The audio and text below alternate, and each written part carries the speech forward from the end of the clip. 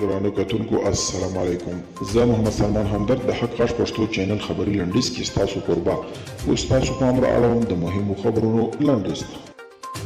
فیلپ ژیرالډ چې کلونه یې په سی آی ای کې د ترهګر پر ضد د مبارزې د متخصص او همداراز په دغه بنسټ کې د اطلاعاتي افسر په توګه دنده ترسره کړې وایي امریکا د افغانستان له جګړې هیڅ هم ترلاسه نه کړل.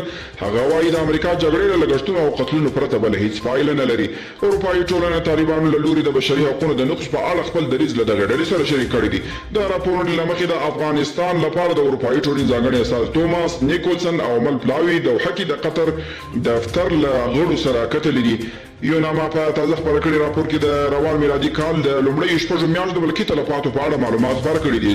سرچینه کار چې د روان کال په لومړیو نیمایي کې 5183 ملکي وګړو ته د تلفات اوښتي چې له دې ډلې 1649 کسه وژل شوي او 3254 کسان نور ټپیان دي.